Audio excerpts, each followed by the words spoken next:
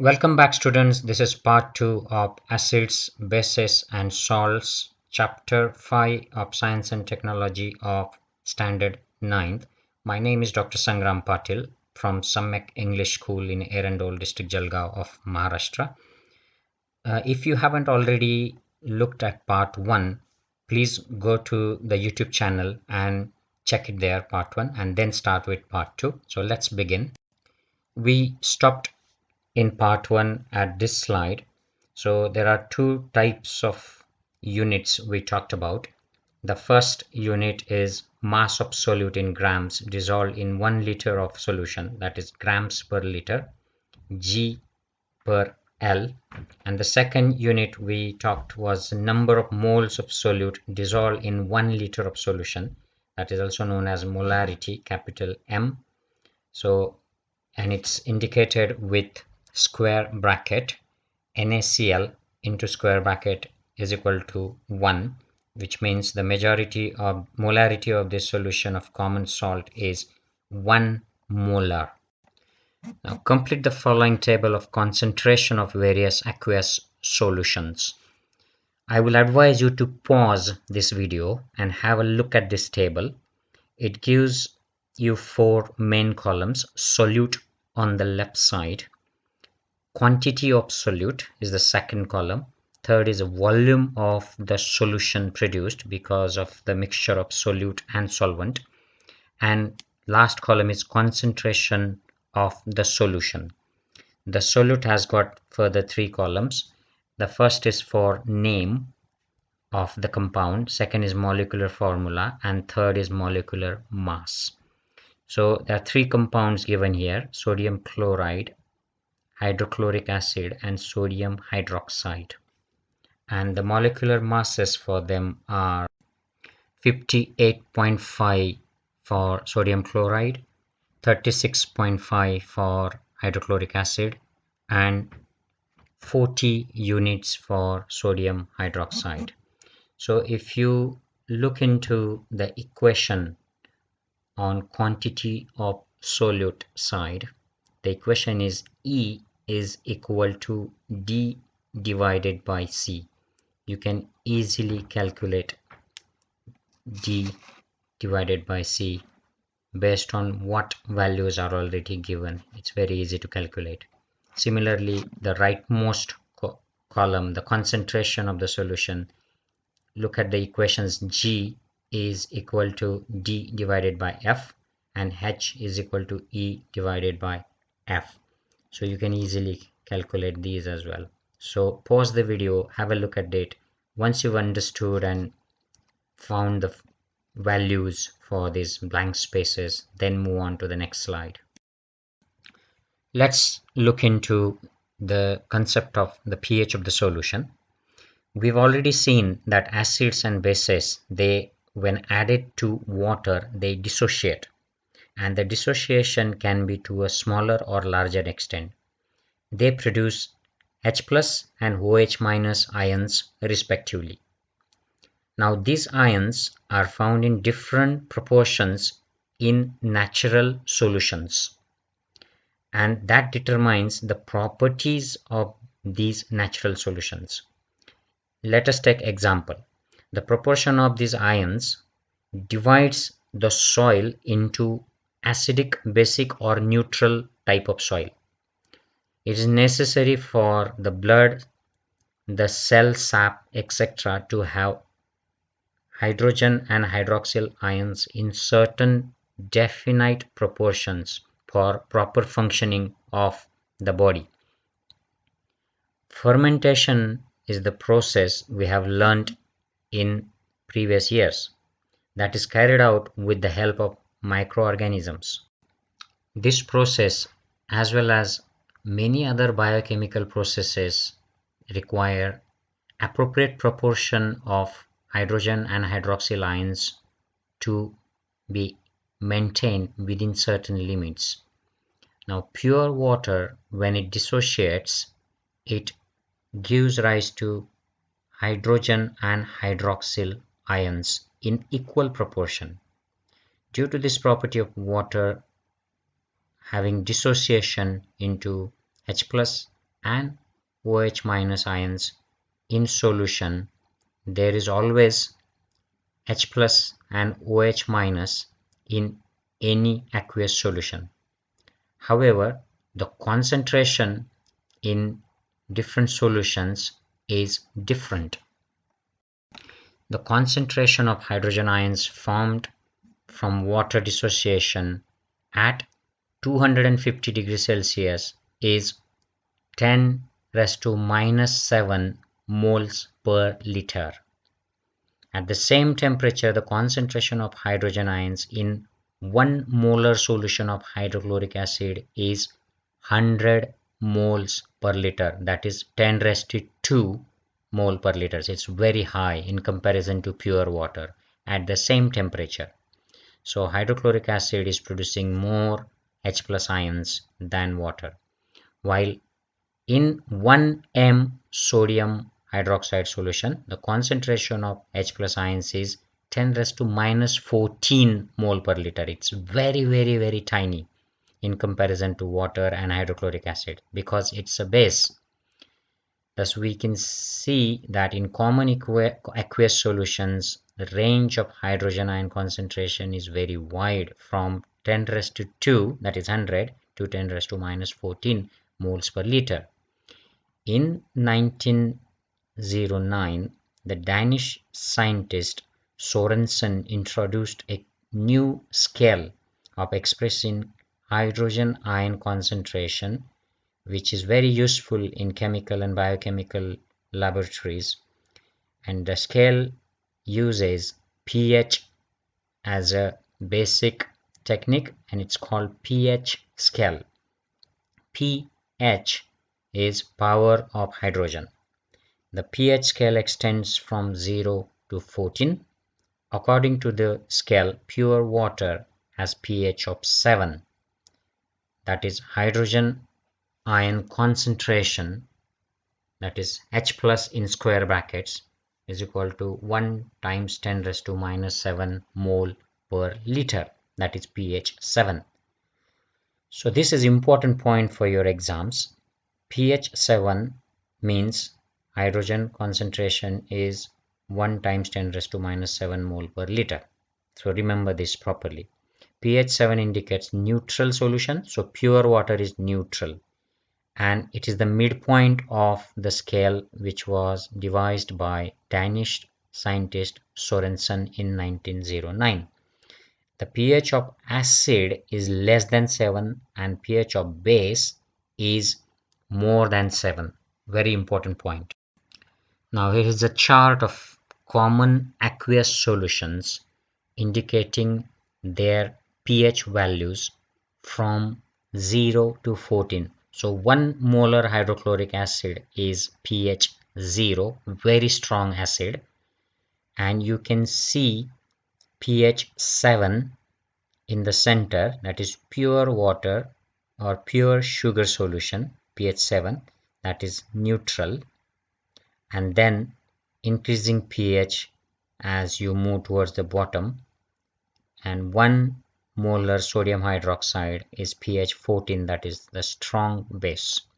So pause the video and have a look at these pH values, increasing acidity as you go up, that is pH going down below 7, and increasing basicity as you go down, that is pH moving up from 7 towards 14. So let's look into other techniques of determining pH of a solution. There is a red cabbage juice technique. It's an interesting method of calculating pH of a liquid. It uses red cabbage juice as pH indicator. When cabbage juice is mixed with different liquids, that is solutions, they change color, and the change in color corresponds with the pH value of the solution. This change in color is the change of the pigment in red cabbage, and the pigment is called as flavin. So look at the diagram. There are different color changes depending on the pH value. The second technique of checking the pH of the solution is pH testing strips. Look in the diagram, there are pH testing strips. These are very commonly used in medicine in the hospitals to test the pH of saliva, pH of the contents from stomach, pH of the urine and other materials. pH testing strips, they contain series of indicator bars that each change color after exposure to solution. The strength of acid and base on each bar differs. Dip a strip into the sample for few seconds and wait for indicator bar on the paper to change color. Compare the end of the test strip with the color chart given for comparison, and that will determine the pH of the liquid. It's a very interesting method. Now let's see how probe and meter are used to measure pH of a solution. Pure water or distilled water has pH 7, we know that. If necessary, adjust the meter accordingly. Insert the probe into the sample and wait for measurement to become steady, which indicates the meter has reached equilibrium. So if you are putting the probe in a pure water or distilled water, adjust the meter so that pH shows 7, and then now it's ready for use. Now there's a question here, what are the colors of the following natural and synthetic indicators in acidic and basic solutions? And these are the examples of the indicators. So litmus, we know in acid it changes to pink, and in base it turns to blue color. Turmeric will change to yellow in acid and red in base. Jamun, which is also known as black plum or Syzygium jumbolenum, has got a purple color pigment called anthocyanin. It turns from violet to yellow as the pH is reduced, so you can identify that pH change from the change. Methyl orange, it turns red in acid solution and yellow in basic solution, so it's opposite to turmeric. Phenolphthalein turns pink in basic solution, but it doesn't change any color in acidic solution. So it's important slide for your exam for multiple choice questions and other types of questions. In the pH scale, the pH of the solution varies from 0 to 14 in accordance with the strength of the acid or base. To show these variations in pH, there is a universal indicator that's used. A universal indicator shows different colors at different pH values. Have a look at this diagram. The pH goes up to 14. 7 is a neutral point. On the left side of the 7, pH goes on decreasing and the solutions are acidic, and on the right side they are basic. Universal indicator is made by mixing several synthetic indicators in specific proportions. The pH of the solution can be determined by means of universal indicator solution or the pH paper made from this solution. However, the most accurate method is by using electrical instrument called pH meter. In this method, pH is measured by dipping electrode into the solution. Now, reactivity of acids and bases. Let's look into the concept of neutralization. They've asked you to do a small, simple experiment. I'm sure your teachers will be able to help you with this in your school, in your lab. The experiment asks you to take 10 ml dilute hydrochloric acid in a beaker and use a glass rod to put a drop of this solution on pH paper and record the pH of this hydrochloric acid solution. Now to this they ask you to add few drops of dilute sodium hydroxide solution with a dropper and stir the solution with glass rod. Now measure the pH of resulting solution by putting a drop of this solution on another pH paper. In this way, go on diluting, adding a dilute sodium hydroxide drop by drop and record the pH. Because you are adding sodium hydroxide, which is a basic solution, you are adding it to hydrochloric acid, the pH is expected to go up and up as you go on adding more sodium hydroxide. So sodium hydroxide, when green color appears on pH paper, that is when pH of the solution becomes neutral. That means hydrochloric acid and sodium hydroxide have neutralized each other and the pH becomes 7. Now here again the explanation why pH goes on increasing when sodium hydroxide is added drop by drop to hydrochloric acid solution. It's because of the process of dissociation. Both hydrochloric acid and sodium hydroxide dissociate into aqueous solutions.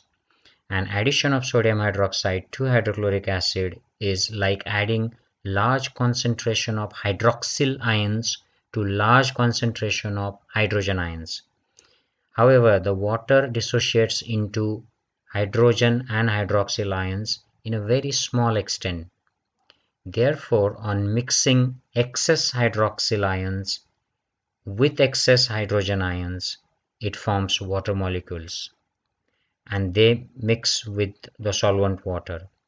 This change can be shown in the equation. You can see H plus Cl minus plus sodium hydroxide Na plus OH minus is equal to Na plus Cl plus water. Now, sodium and chloride ions are there on both sides.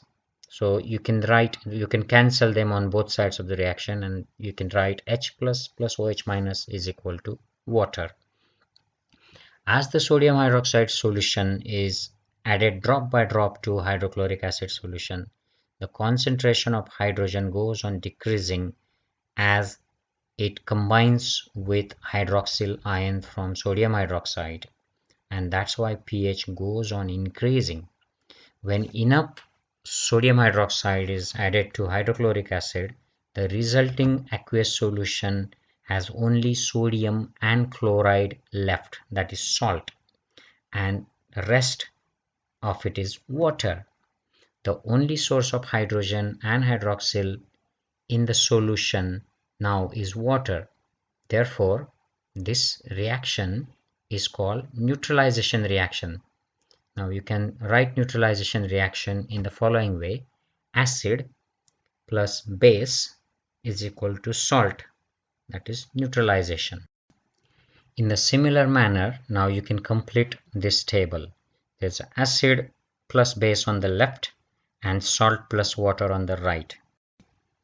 These are quite simple equations. So the first one, bicarbonic acid, you will need to replace KOH to balance the equation on both sides. So that's potassium hydroxide.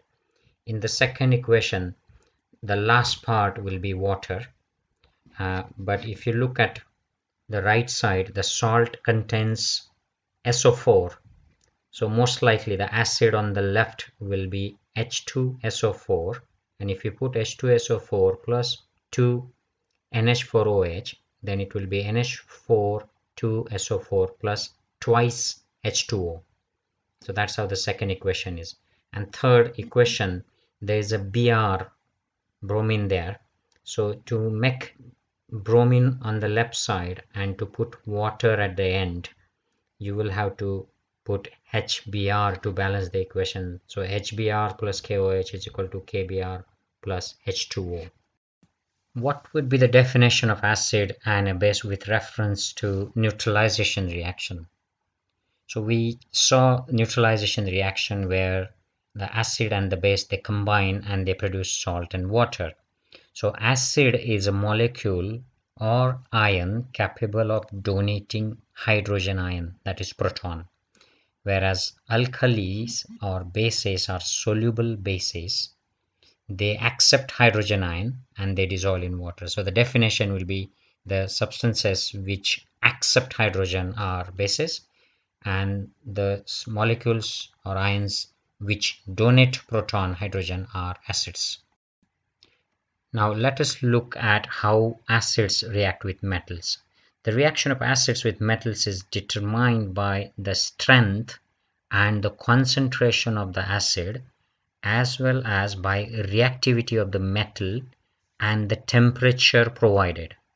It's easy to bring reaction of dilute solution of strong acid with moderately reactive metal at normal temperature. Now they want you to do a simple activity. Take a test tube with a rubber stopper in which gas tube can be fitted, so with the central hole. Take a few pieces of magnesium ribbon in the test tube and add some dilute hydrochloric acid to it. Take a lighted candle near the end of the gas tube which is fitted in the rubber stopper and see what happens. You will see a burning hydrogen with a small explosion at the end of the glass tube. Have a look at the diagram. There are magnesium ribbon, dilute hydrochloric acid producing bubbles of hydrogen, and if you put a candle there, it will burn the hydrogen and can cause little explosion. Here, magnesium metal reacts with dilute hydrochloric acid and flammable gas hydrogen is formed. In this reaction, reactive metal displaces hydrogen from acid to release hydrogen gas. At the same time, the metal is converted into basic radical, which combines with acidic radical from acid to form a salt. Have a look at this reaction. Metal plus diluted acid is equal to salt plus water. So in this reaction, magnesium ribbon was added to hydrochloric acid. It gives rise to magnesium chloride solution, that is aqueous, and hydrogen is released. Similarly, you can put zinc in the same equation and complete the equation. On the right side of the equation, there is zinc sulfate produced. So you need to think of SO4 containing dilute acid. The one common we know is H2SO4, sulfuric acid. So zinc plus H2SO4 is equal to ZnSO4 plus H2. The final equation has copper and NO3 on the right side. So the first blank space is copper, plus you need to now include 2 hydrogen and 2 NO3 to fill in the second blank space, that is twice HNO3, that is nitric oxide. So copper plus twice HNO3 is equal to copper nitrate plus hydrogen. Now next is reaction of acids with oxides of metal. They've asked you to do a small experiment. I'm sure you will be able to do this with your teachers in your lab. Take some water in a test tube and add a little red oxide powder. It's a primer used in painting iron articles. Now add small quantity of dilute hydrochloric acid to this powder and shake the test tube and observe. Does red oxide dissolve in water? What change takes place in the particles of red oxide on adding dilute hydrochloric acid? Now red oxide is Fe2O3. It is water insoluble. So, but it reacts with hydrochloric acid to produce water soluble salt FeCl3. This gives a yellowish color to water. The following chemical equation. Now look at the equation now. Fe2O3 plus 6 hydrochloric acid molecules dissolved in solution, that will give rise to FeCl3 twice plus water. Now remember, Fe2O3 is ferric oxide and FeCl3 is iron chloride. Now complete the following equations. On the left side we have metal oxides plus dilute acid is added to them, and that gives rise to salt and water. So these equations are basically you have to balance all the atoms on both sides. So first one is CaO, that's calcium oxide plus hydrochloric acid. If you put water into the second blank space on the right, the first one you can balance it as CaCl2, calcium chloride. The second is exactly same, MgO plus twice HCl, and then the equation balances itself. The third one, ZNO, zinc oxide plus hydrochloric acid. Then you have, if you put water on the right side, then you have ZnCl2, zinc chloride, in the first blank space and water in the second. The last equation, aluminum oxide plus 6 hydrogen bromide. If you put water, H2O, because you got 3 oxygen and 6 hydrogen on the left side, it will become 3H2O in the right side blank space. So the first blank space at the bottom equation is Al aluminum F3, aluminum fluoride, AlF3. Now there are a couple of questions here. What type of compound is a metal oxide with reference to neutralization reaction? And explain the statement metal oxides are basic in nature. So actually if you look carefully, the second question itself is the answer for first one.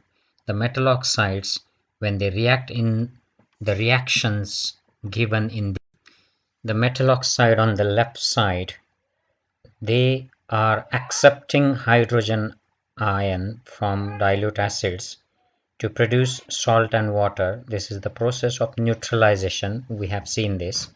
So the compounds which are accepting hydrogen atoms, they are bases, they are basic, and the compounds which donate hydrogen atoms are acidic. So that's how the metal oxides are basic in nature. The next is reaction of the bases with oxides of nonmetals. Bases react with oxides of nonmetals to form salt and water. Hence, oxides of nonmetals are said to be acidic in nature. Sometimes the oxides of nonmetal themselves are said to be examples of acids. Complete this reaction now. The first one is CO2 plus twice NaOH. If you remove water H2O from that, what remains is Na2CO3. Similarly, the next one is the alkali is twice KOH and the right side is exactly same. So you just need to complete this equation and balance it on both sides. So CO2 plus twice KOH is equal to K2CO3 plus H2O. The last one is SO3 plus blank space and the right side is Na2SO4 plus H2O. So to balance this, you will have to have 2 Na and OH. So it's 2 NaOH, sodium hydroxide, on the left side in blank space. Now zinc oxide reacts with sodium hydroxide to form Na2ZnO2. This is called sodium zincate and water. Similarly, aluminum oxide reacts with sodium hydroxide to form sodium aluminate. So NaAlO2 and water is produced as well. So next question is write down chemical equations for these reactions. So have a look at these reactions. You can pause the video and see how these reactions are balanced. Aluminum oxide and zinc oxide reacting with sodium hydroxide on the left side and sodium aluminate and sodium zincate on the right side with water. Let's move on to next question. Can we call aluminum oxide and zinc oxide as acidic oxides on the basis of these reactions? Now, In actual fact, aluminum oxide and zinc oxides are called as amphoteric oxides. That means they can behave both as base as well as acid. Example, we just saw it. When aluminum oxide reacts with strong base like sodium hydroxide, it acts as an acid, whereas when aluminum oxide reacts with strong acid like hydrochloric acid, it acts as a base. And that answers our third question about what is amphoteric oxide. The metal oxides which react with both acids as well as bases to produce salt and water are known as amphoteric oxides. They include lead oxide, zinc oxide, aluminum oxide, and few other metal oxides. Now let us move on to the reaction of acids with carbonates and bicarbonates of metals. Now fit a bent tube in a rubber cork. Take some lime water in a test tube and keep it ready. Take some baking soda in another test tube and add some lemon juice to this baking soda. Immediately fit the bent tube with the cork over this test tube. Insert its other end into the lime water and note down the observations. I'm sure you are going to do this in your lab in the school, and the activity wants you to repeat this procedure using washing soda in place of lime water, vinegar, dilute hydrochloric acid, and it wants you to make observations. Now, how do the acids react with carbonates and bicarbonates? In the activity we just described, when lime water comes in contact with the gas released in the form of effervescence, it becomes milky. This is a chemical test for carbon dioxide gas. So the gas released in this reaction is carbon dioxide. When lime water turns milky, we we infer that the effervescence is produced by carbon dioxide gas. And this gas is produced on reaction of acids with carbonate and bicarbonate salts of metal. A precipitate of calcium carbonate is produced on its reaction with the lime water. The chemical formula of lime water is calcium hydroxide, CaOH2. This reaction can be represented as calcium hydroxide plus carbon dioxide is equal to calcium carbonate plus water. See how the reaction is balanced on both sides. Now students, this is the end of part 2 of this chapter, and there is a final part which is part 3. It's available on YouTube. Please go through that part as well. See you soon. Bye.